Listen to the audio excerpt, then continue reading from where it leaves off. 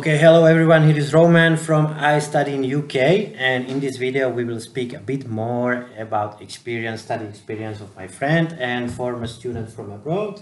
It's Dominica, welcome. Thank you. Hi guys. And Dominica, so you've been studying abroad, you've been studying, what program did you study? Well, first of all, I studied for my bachelor's tourism and hospitality management and for my master's marketing and sales. All right, and you are from Slovakia? Yes. And why did you decide to go abroad? What was the reasons behind? Well, there were a couple of reasons. First of all, it was definitely the desire to just see something new, to experience something new that was not at home, because at home the system, the studying system and everything is different.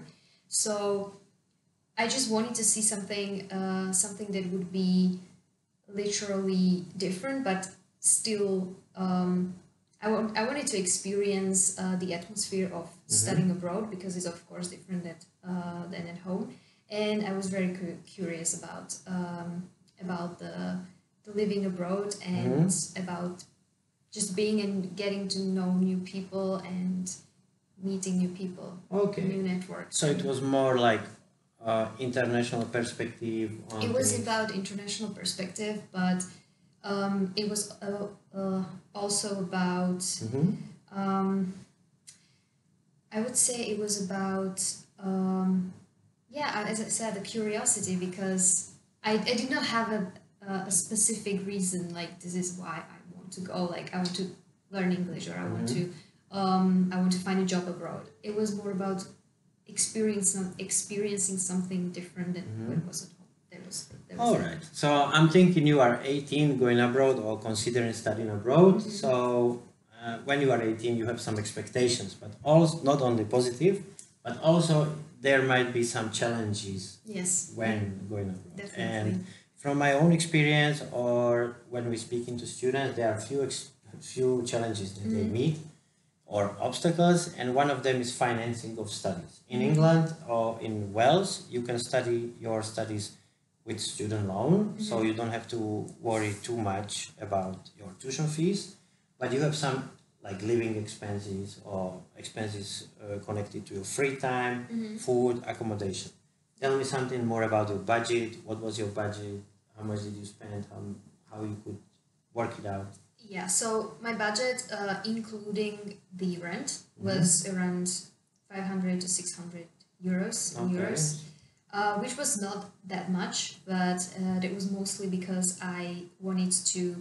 I did not spend so much time going outside and going to the parties or to restaurants. I specifically told myself that I want to like save some money. I didn't want to spend so much, and just by like buying some stuff, buying food in the shop, or buying some tickets for transportation. So that was enough for me with the rent. So 500-600. So I think so. If you have a goal that you can, or you have some aim that you want to manage your finances, you always find a way how to do it. Yeah.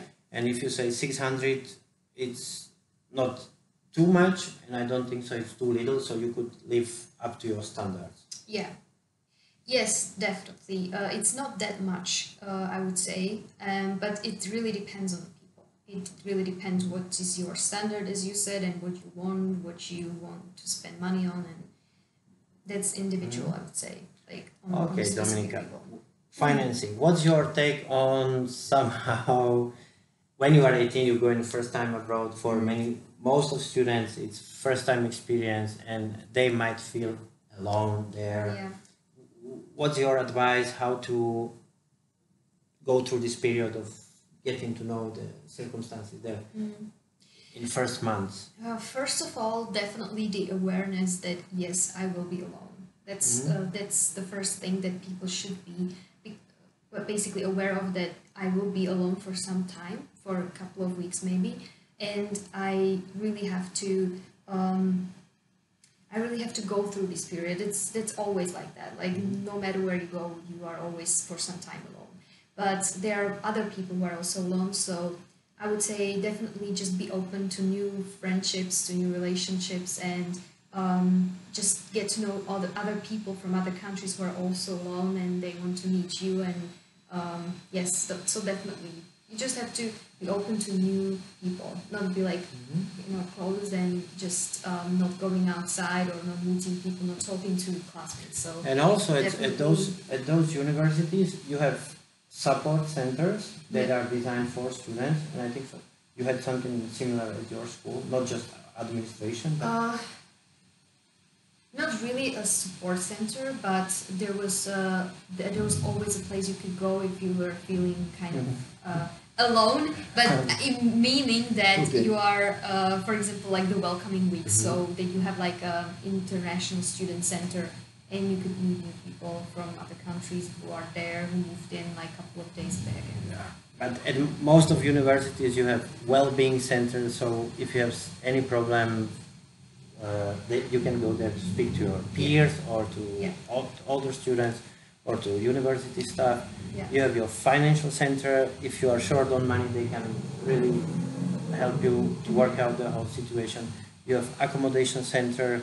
If you have any problems with your accommodation or you want to move to another place, you can go there to speak to them. Yeah. You have plenty of societies where you can spend Like, your free time. Yeah.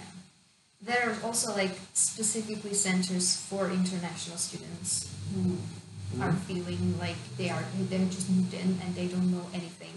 So they just can come into the center, and there are others they share the culture. They cook sometimes different meals from Africa or from Spain, and you can just get to know people like this. So that's cool.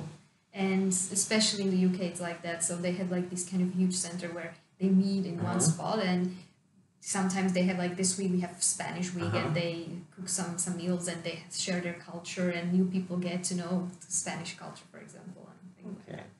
It's pretty cool. I see your English is quite good, and I would say that it was not as good as you started your studies when you was 18, 19, coming from high school to the environment of university.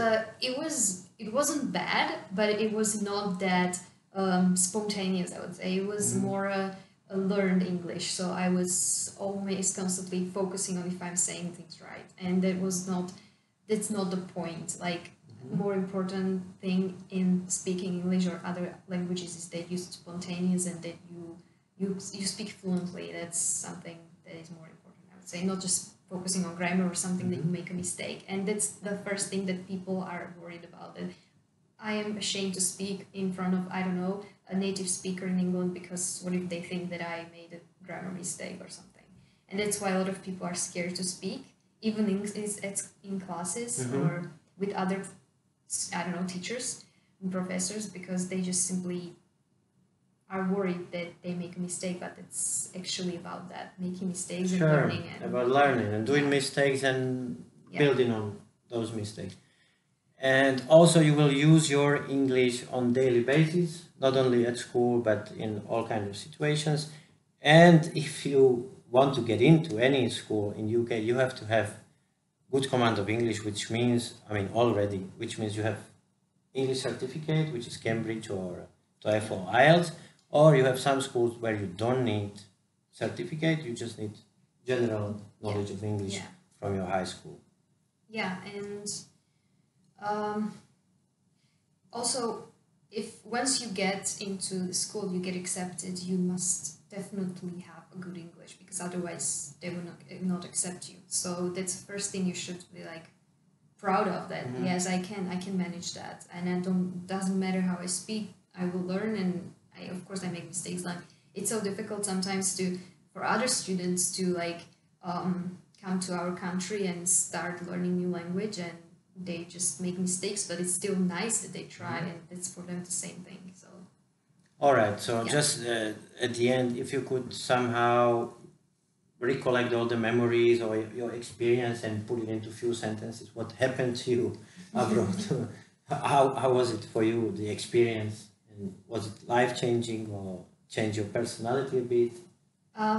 It was life-changing. It made me feel more confident. So self-confidence, that was definitely one of the first things. Also, it was challenging sometimes and sometimes difficult, but the important thing is that the challenges teach you and you move more forward, and then you are adjusted to new situations like that. And that is something that other places at home will not teach you, because you are in your own comfort zone, and that's what you keep doing every day. But this is something different, and it just moves you, definitely, personally, in a different level. So definitely challenging, moving forward, but also exciting, because there are new memories, new people, new friendships.